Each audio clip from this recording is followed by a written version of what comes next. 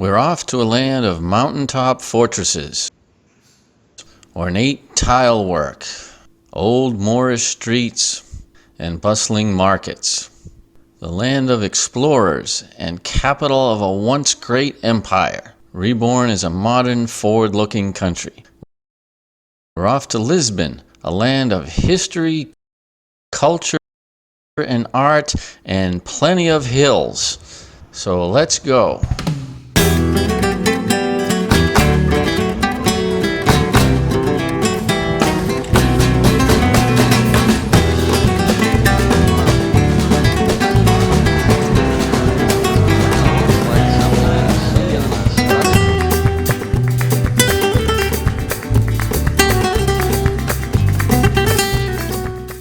You can get to most places in Lisbon on the metro system.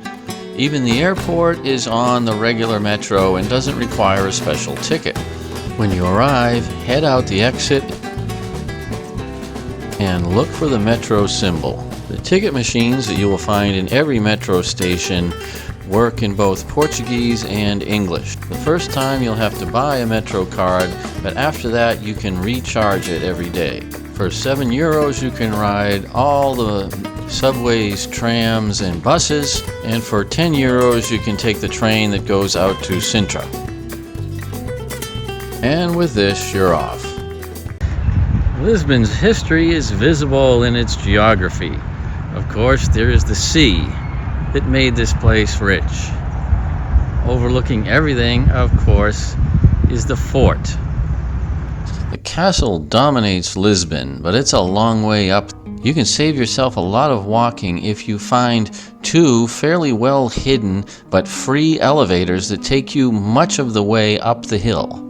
Given how much walking you're going to be doing in this very vertical city, it's wise to take any help you can get.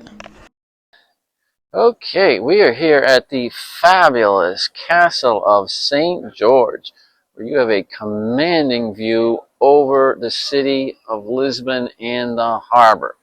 This spot has been fortified since well before Roman times. The Celts had it, the Romans, the Phoenicians, the Moors, and so on. From here you can watch the Rio Tejo, the gateway to the Atlantic, and eventually Portugal's riches. There are remnants of fortifications going all the way back to Roman times here. Most of the castle walls we see here actually date back to the Muslim times, and this was conquered from the Muslims in 1147. A significant date that no one has forgotten here. Alfonso Henriques, who captured the fort and Lisbon in 1147, became Alfonso I, Portugal's first king.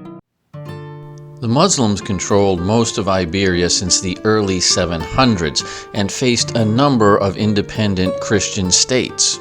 After securing a number of significant victories in the 1100s, Alfonso won recognition for Portugal as an independent kingdom by the Pope.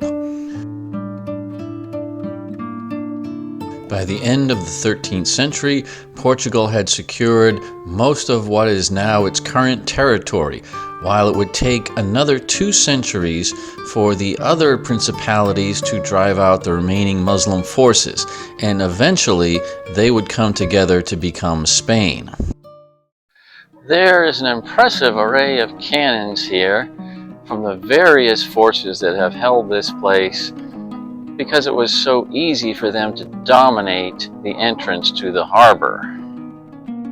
Past the outer battlements, this is the inner castle. This is the last point you would have to fight through, and this is the last point of defense. But even within this keep, there were several walls. If you got past this one, then you had to get to this one. Meanwhile, you'd be getting shot at from these battlements. These things are very cleverly designed to make it easy to shoot out, but very hard to shoot into them.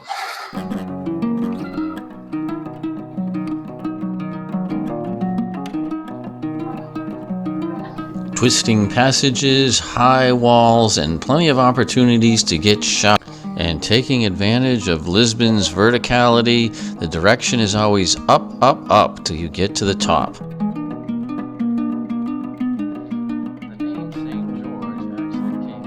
A visit here is a lesson in fortification building. Now, as fabulous as this castle is, it actually had fallen into disrepair by the 20th century. Most of what you see here has been restored recently. It was actually in the 1930s, under the dictatorship of Salazar, that the castle was restored to what we see today as a symbol of Portugal's independence. The loudest residents of the castle are the peacocks, which you hear everywhere. They were brought here in the 16th century as a symbol of Portugal's global wealth.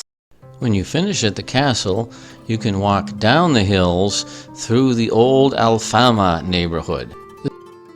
Now you can definitely get your 10,000 steps in here in the Alfama neighborhood. And then some.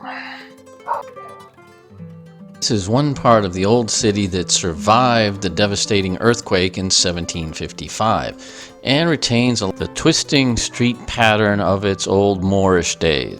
Now it's quite popular with tourists. It's a place where even Frank Sinatra gets new lyrics.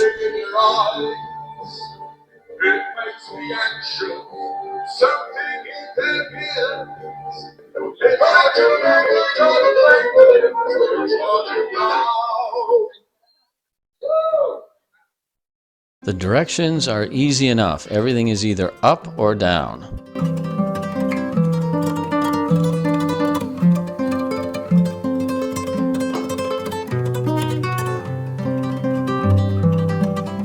A place to stop about halfway down is Largo Santa Luzia.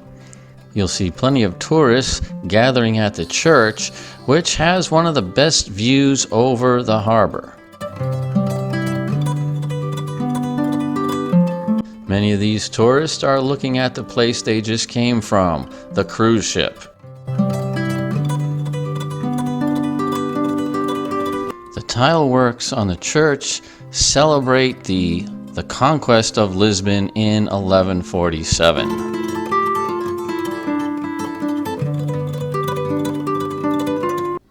At the bottom of the hill, you'll come out in this square, which sits across from the Fado Museum, celebrating Portugal's most distinct music style.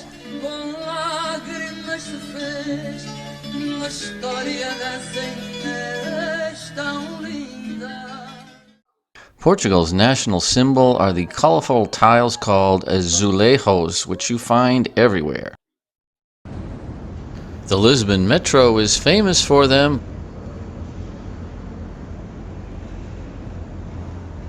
but they really get around. To learn more about these, we can travel to the Museum of Azulejos, which is located in the former Madre de Deus convent. This spot is not on the metro line, so to get here you'll want to take the public bus. Here you can learn about how the tiles are made. The earliest form are cuenca tiles, made by using a mold to bake ridges into the tile. Azulejos were based on the Arabic style of geometric design used in mosques. A later style was the faience, which involved painting directly onto the tiles. Some of these tiles depict ancient heroes. By the 18th century, these paintings had become extremely elaborate, and artists preferred to remain in blue and white, which was inspired by the fashion for Chinese porcelain at the time, with colors kept for framing. One of the most impressive works is a panorama of the city of Lisbon, where you can recognize some remaining monuments.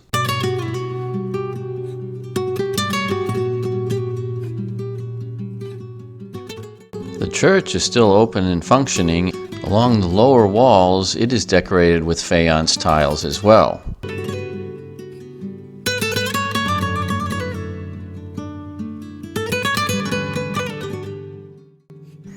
The altar celebrates the Mother of God, for which the convent is named.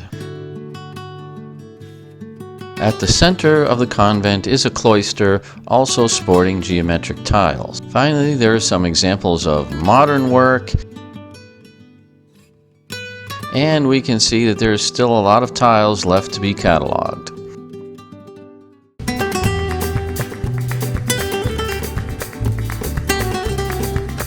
In 1755, Lisbon suffered a devastating earthquake.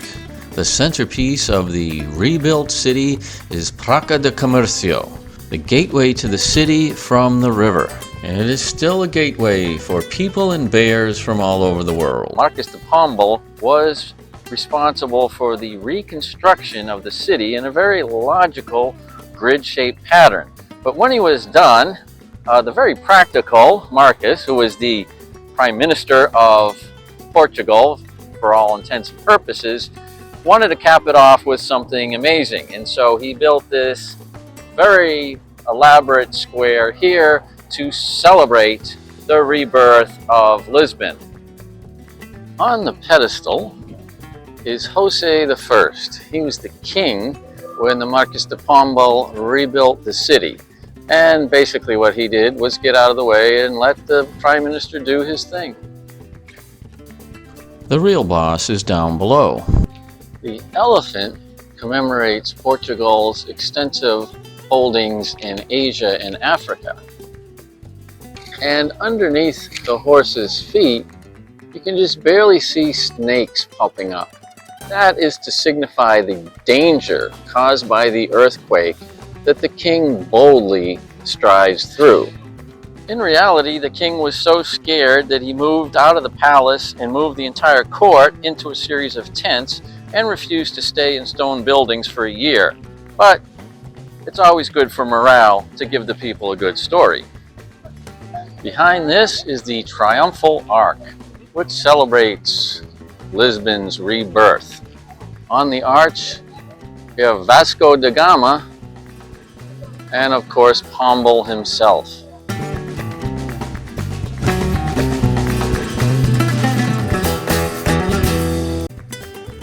The neighborhood beyond the arch is Baixa, and this is a section that was completely remodeled by Pombal into a grid pattern with the buildings in a uniform height and design on the Parisian style. Baixa today is Lisbon's upscale modern shopping district. It sits in between the high ground of Alfama on one side and the Bairro Alto on the other side. The classiest way to get up to the Bairro is the 150-foot Santa Justa elevator. Built in 1902 by a student of Gustav Eiffel. The top of the elevator provides some of the best views over the city.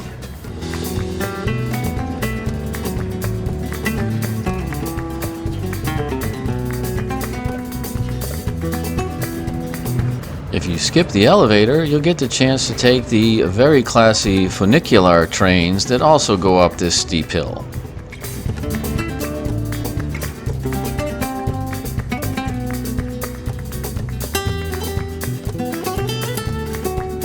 The neighborhood terminates in Rocio Square. This was once the headquarters of the Inquisition, but like the whole neighborhood, Pombal redesigned it as a modern showplace. The National Theater sits at one end, and next to that, Rocio train station, and in the center is King Pedro IV. The tiles on the ground represent waves, celebrating Portugal's ocean-going exploration. The Bairro Alto neighborhood, next to Baixa, grew up in the 15th century as part of Portugal's great influx of wealth.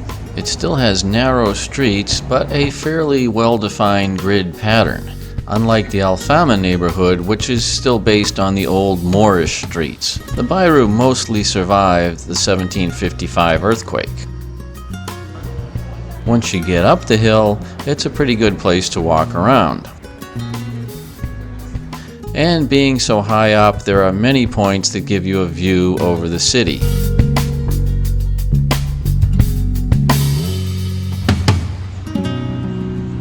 This square honors Luís de Camões, Portugal's greatest poet.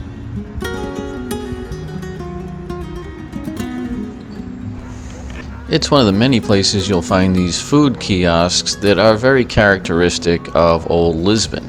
The Church of São Roque was the first Jesuit church in Portugal. It was built in 1505 after a devastating plague, the church being located on what was a cemetery for plague victims. It was the headquarters of the Jesuits until they were expelled by the Marquês de Pombal. It's named after the patron saint of plague victims and contains a relic from the saint. It's distinctive today for the painted wooden ceiling. To the west of the Bairro is the Museum of Ancient Art. Ancient in this case just means old.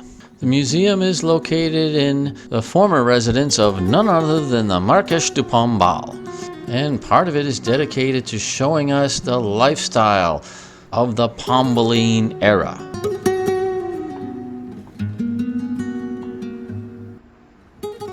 The section on European paintings will unfortunately be closed until 2026 for renovation. It includes some works going back as far as the 12th century, like these English alabasters. There's early Italian painting, and then some Flemish and German masters.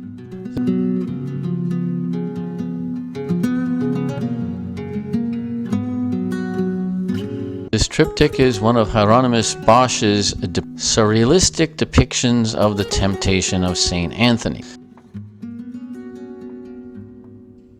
Here, the Virgin Mary is portrayed as the Mother of the Seas and directly responsible for Portugal's great trading wealth. The second floor of the museum celebrates Portugal's glory days as the masters of international sea trade, with these religious objects made of gold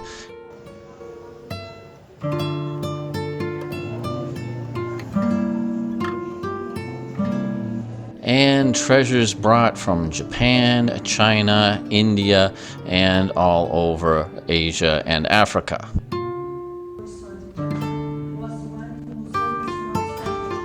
The largest collection is on the top floor, and that celebrates Portuguese art.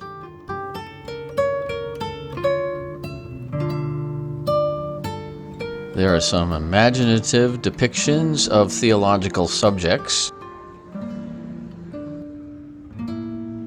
some instructive pieces like this series on the life of Christ from a church altar were useful at a time when literacy was very low. This painting depicts the Holy Family stopping for a rest on the way to Egypt. Sequeira's Adoration of the Magi, with its brilliant use of light, was returned to Portugal after an extensive fundraising campaign. A special form of Portuguese art popular in the 1700s were the so-called cribs, dioramas of religious subjects built on cork backgrounds. Continuing along the rebuilt city, we come to Restauradores Square.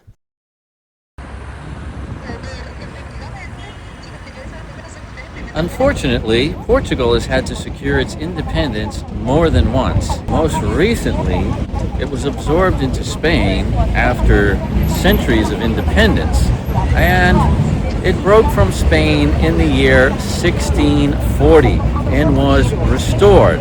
And that's what this monument here celebrates. The figure of victory here holds the broken chain that once bound Portugal to Spain.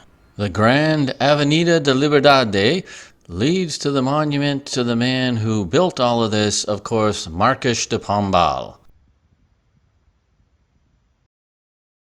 And I am here with the guy who essentially built this modern city. That is the Marquês de Pombal up there, essentially Prime Minister of this country for over a quarter of a century. And he's standing here overlooking his creation.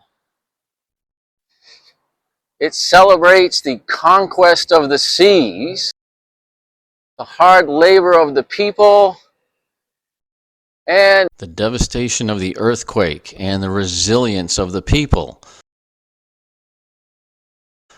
On the side of the monument is a list of the reforms that the Marquis made. First one listed is the expulsion of the Jesuits.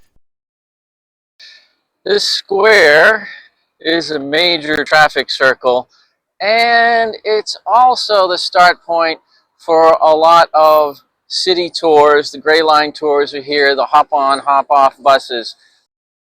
Behind the Marquis is the Park of Edward VII. He was a king of England who visited here. Here you get a great view over the modern city, with the Castle of St. George, of course, dominating everything, and the Marquis de Pombal looking out over his city. At the top of the park is a sculpture that might look like it's commemorating the earthquake. It is, in fact, commemorating the 1974 military coup that ended the dictatorship. The Gulbenkian Museum is one of the largest private art museums in the world. Donated in 1956 by Calouste Gulbenkian, an Armenian-Portuguese oil magnate. It covers a lot of types of art not found in the Museum of Ancient Art, including, ironically, actual ancient art, like its collection from ancient Egypt, Rome, and Assyria. The Islamic art section features Persian carpets and Mamluk oil lamps, while the Asian section is heavy on Qing Dynasty porcelain. The oldest items in the European section include a series of 14th century ivory carvings from France depicting the life of Christ. These statues from Germany are notable for the sharp use of lines and strong emotion. As much of this art once decorated Gulbenkian's houses, there is an extensive collection of classic French furniture. A wide range of Impressionists once decorated Gulbenkian's walls.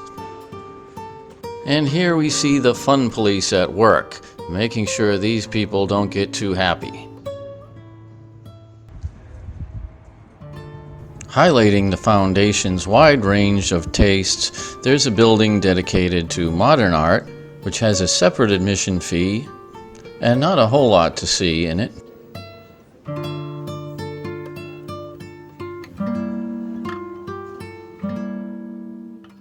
If you travel out to Oriente Station, you come to the spot of Expo 98.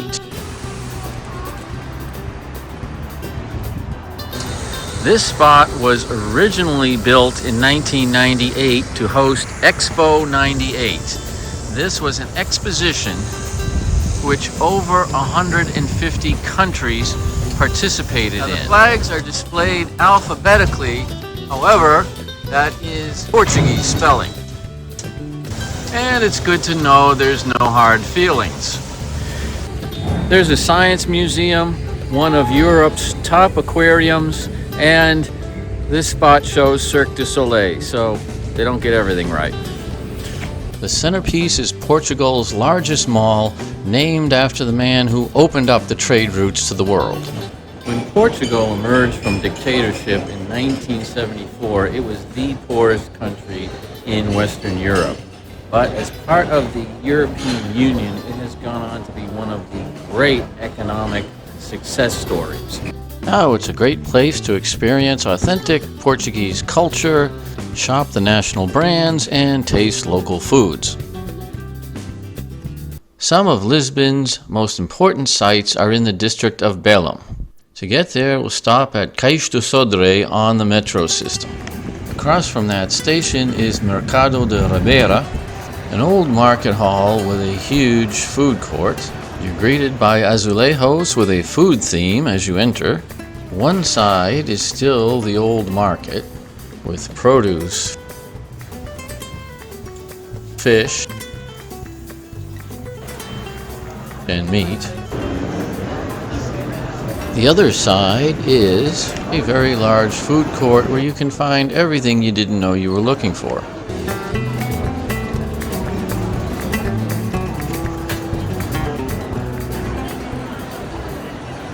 There are cooking lessons here, and some famous chefs have their own dedicated stalls.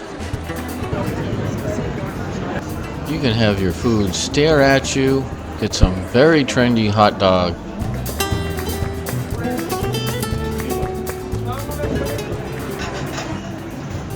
genuine wood-fired pizza, and wine with dogs on it. And while this isn't exactly true, it's a good place to stop for an experience before we move on. To get out to Belém, you can use your Metro card to take the buses or the 15E tram. You can also take the very old school tram. Belém is the area from which Portuguese explorers and conquerors set out beginning in the 1400s, at a time when the Spanish kingdoms were still fighting against the Moors and had yet to come together as a country. The development of long-range sailing ships shifted trade away from the Mediterranean to the open seas. The Portuguese caravel was the greatest of these. Portugal set out to explore first the coast of Africa and find the route to Asia. For at least a century, Portugal was the international superpower. Now in school, we learned that the Pope signed a treaty that divided conquest in the New World between Spain and Portugal. But the real intent of that treaty was to give everything to the east to Portugal. At the time, they thought the Americas were going to be pretty small. It ended up working out much better for Spain in the long run, but for a while it made Portugal the masters of Asia and Africa. This large church is the place where explorers and travelers would go to pray right before they left to go off to sea. The church was built in the early 1500s by King Manuel I, and this type of architecture is thus known as Manueline. This church was actually funded by a pepper tax of 5% on pepper. The long building is the monastery that you have to pay to get in. As great as the church is, it is currently undergoing heavy renovations, so you'll want to make a brief stop just to see the tomb of Vasco da Gama, the man who found the route around Africa to Asia. His grave is marked with a ship and the symbol of King Manuel, which you will find all over this area. Also here is the tomb of Luís de Camões, Portugal's great national poet. The warrior monks of San Jerónimos were an integral part of all the Portuguese exploration missions. The monastery is the finest example of Manueline architecture, known for its ornate style. You'll notice in this massive complex, no two pillars have the same decoration.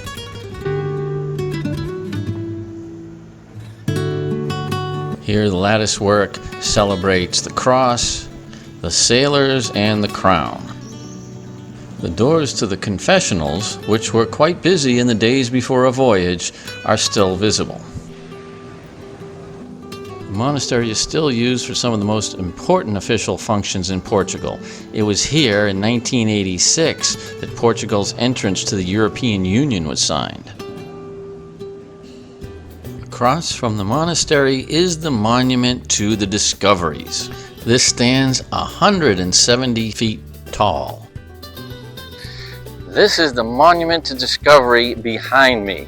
It was built in 1960 to commemorate the 500th birthday of Prince Henry the Navigator. Actually, it was built in 1940 for a World's Fair, taken down and then rebuilt here on the waterfront in 1960. The shape resembles a ship, and in the front, doing the Leonardo DiCaprio role, is Prince Henry the Navigator, the man who really kicked off the age of exploration. Henry holds a ship and behind him are the people who contributed to the exploration. The stone pillar that these explorers are erecting is a padrao. Portuguese set these up along the coast of Africa and Asia to essentially mark their territory. And of course, in the rear, supporting the whole effort, are the monks. Henry's English mother, Philippa, is the only woman on the monument. And in the center is the great poet Camões. The decorative pavement that you see here was actually a gift from the government of South Africa in 1960 to commemorate the fact that it was the Portuguese who, quote, discovered the Cape of Good Hope and the way around Africa. At the end of the harbor is Balaam Tower, here looking more like something on a Scottish loch. And this would be the last thing that explorers would see when they left, and the first thing greeting them when they came by. Sort of like your Statue of Liberty here for Lisbon, except it doesn't have Charlton Heston cursing the dirty apes. Although there's a long line to get inside, there's not really much of anything to see in there.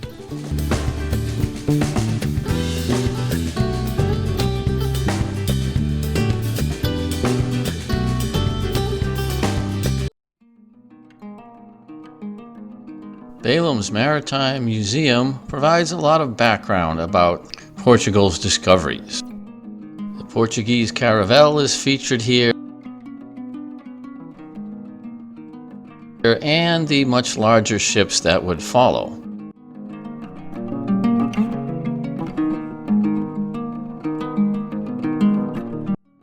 An interesting collection of royal barges is preserved, including this one, which was used to carry Queen Elizabeth II of Britain.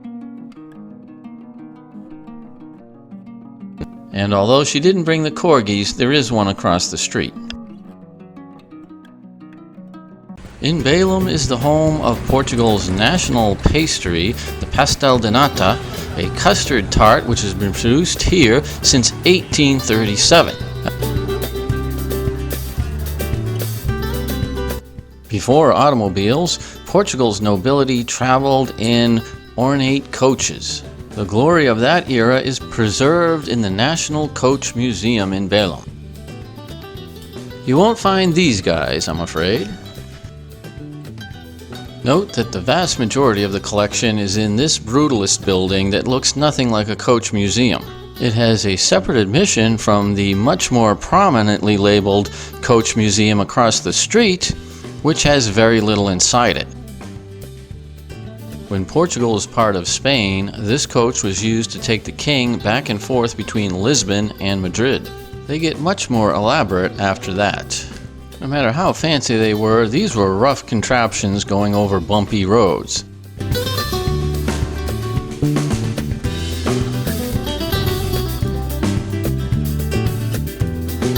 A major innovation in the 1600s was suspending the coach on leather straps. And if you didn't want to be carried around by horses, you could always be carried by people. That glorious monarchy with all its coaches fell in 1910, and Portugal would spend most of the 20th century under the dictatorship of Antonio Salazar, a former economics professor, and fell far behind the rest of Europe. In the 60s and 70s, Portugal was still fighting very costly wars to hold on to its colonies long after the rest of Europe released theirs. These wars are remembered in a somber memorial at the far end of Balaam Harbor. Similar to the Vietnam War Memorial, the names of Portuguese dead are listed chronologically, and you can see which years were the most violent.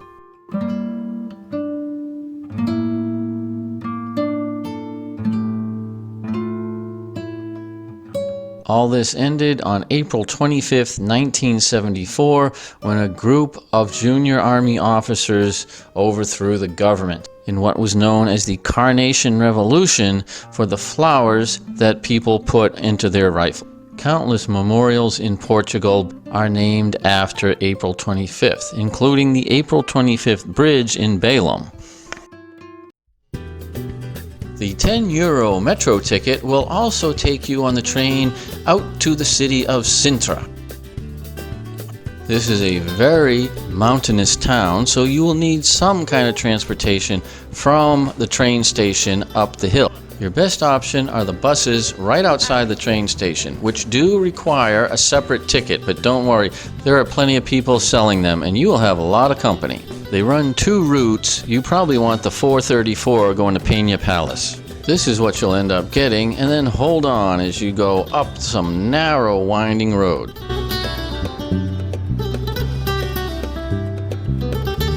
Sintra's mountains made it a difficult place to conquer, and this castle, built by the Muslims, withstood assaults until it fell in 1147, the same year that Lisbon was conquered. To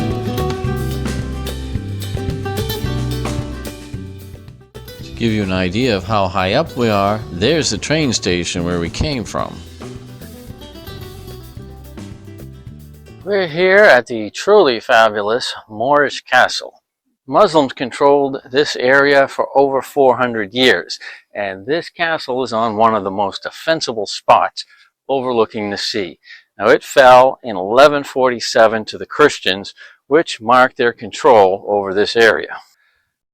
The fort may look very well preserved. That's because it was restored in the 1800s. Now, in the 1100s, Portugal was, like Castile, like Leon, one of many independent principalities taking territory back from the Muslims.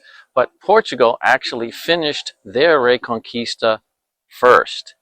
All of what is now Portugal was reconquered in 1279, whereas it would take until 1492 for Ferdinand and Isabella to finish conquering what would eventually become Spain.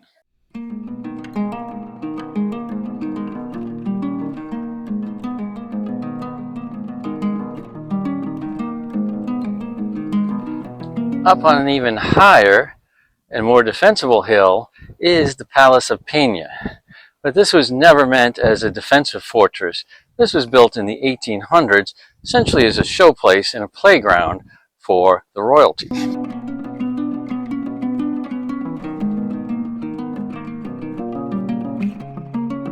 Peña Palace is the most popular spot in Sintra. You can buy your tickets at these machines outside the gate, and they will give you a timed entry to the palace. Be aware that it's going to take you about half an hour to get up to the palace, so you have to factor that in. There is a bus that runs up the hill, for it is still pretty steep.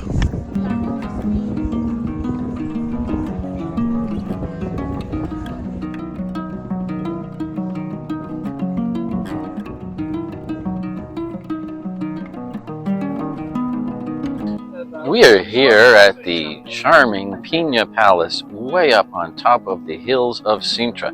And if this place seems like a fairy book castle, well, that's basically what it is. The entrance looks like a storybook castle.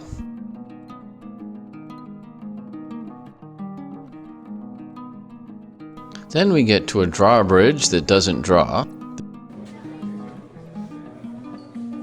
At the center of the palace is a 15th century monastery.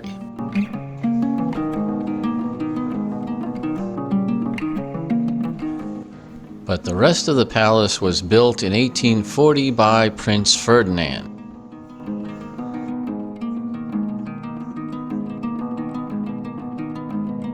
He was a contemporary of King Ludwig of Bavaria, who built fairy tale Neuschwanstein Castle. And the same idea is at work here, only this is a much less harmonious version. It sort of feels like you got run over by a hot dog cart.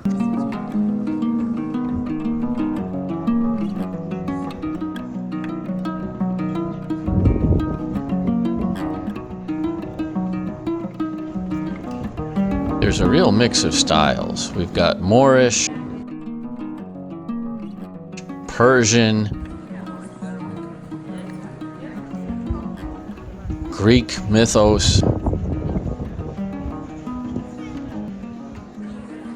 medieval Portuguese.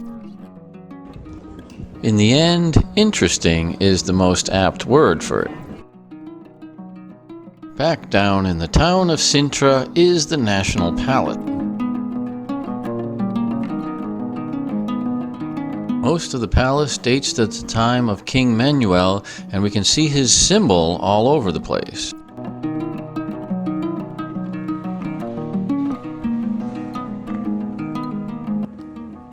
The highlight is the coat of arms hall, which honors the different branches of nobility in Portugal.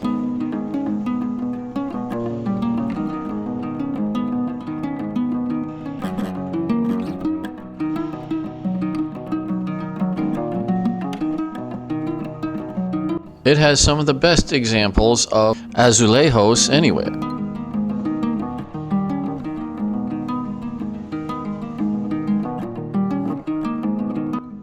And there's also the palace gardens. Portugal's most famous university is in the city of Coimbra, a charming town originally founded by the Romans. To get here, you'll want to take the train from the very modern Oriente station, and it's about 2 hours to the north. You will arrive at Coimbra B station, and to get to the city, you need to find this free shuttle bus which will take you to Coimbra A station. You'll want to do that because you have plenty of walking ahead of you. Coimbra is, of course, a university town. And like most places in Portugal, it's built on a hill. Across the bridge is Largo de Portagem, which boasts Coimbra's charming turn of the 20th century architecture. The monument celebrates Prime Minister Joaquim Aguiar, who in 1834 kicked out the religious orders, as this liberal university town has always had a tenuous relationship with religious authorities. Off the Largo is the famous Pastelaria Briosa. It is the recipient of many awards. You know what they'll be given for Christmas. Before you make the trek up the hill, you can head down Santa Cruz Street to the Plaza of 8 May. That date celebrates the expulsion of the religious orders in 1834, which is a little bit of a kick to the Church of Santa Cruz, which has sat here since 1131. It's the burial spot of several important Portuguese figures, including kings, and in the year 2003, this church was designated a national pantheon.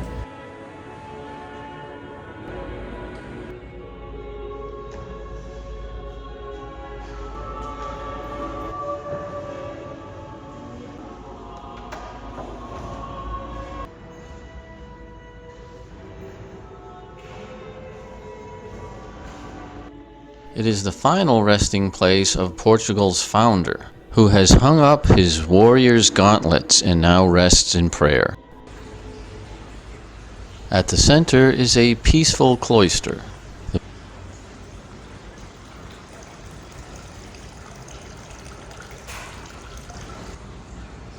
Murals around it illustrate parables from the Bible. At this point, there's no getting around it. You gotta go up the hill.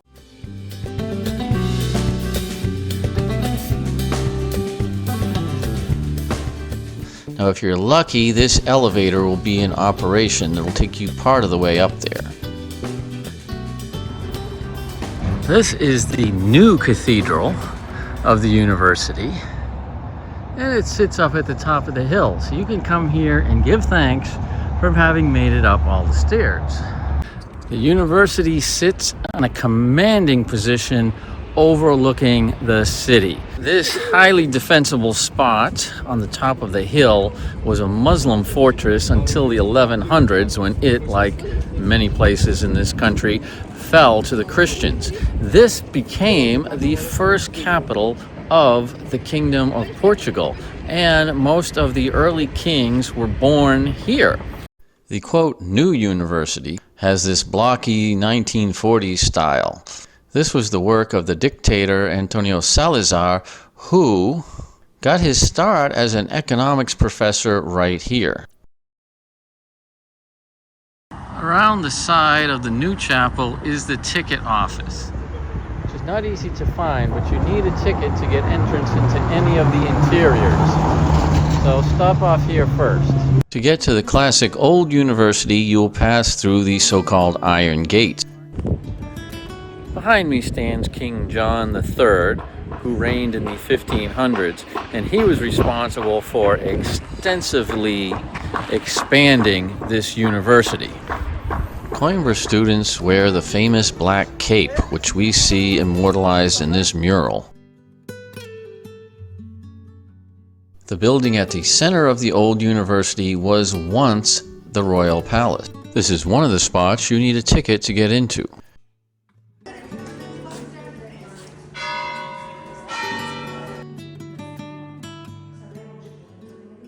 You'll enter into the Hall of Arms.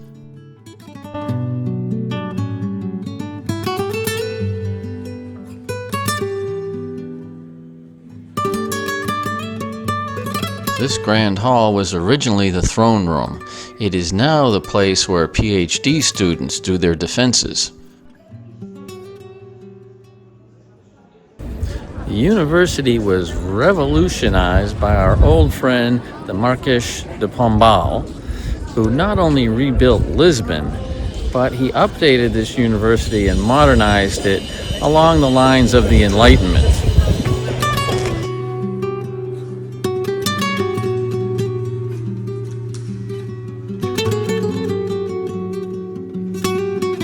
The University Chapel was once the Royal Chapel.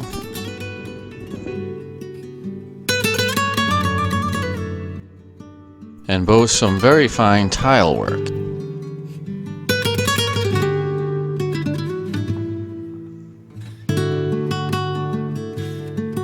The highlight of the tour is King John's Library, for which you need a timed ticket. No photographs are allowed in the main part of the library, which is kept pretty dark. In the bottom is an academic prison, as this place was self-governing. And yes, the library does use bats to control the insects. This is the old cathedral. It was originally a Roman fort here, then a Muslim mosque, and finally a Christian church. It sits in a charming square, part of the way up the hill where you can take a breather. This is the best preserved of Portugal's Reconquista era churches. If it looks like a fort, that's because the fighting was still ongoing between Muslims and Christians at the time this was built. You can see the clear mix of styles here. The elaborate wooden altar is 15th century Flemish.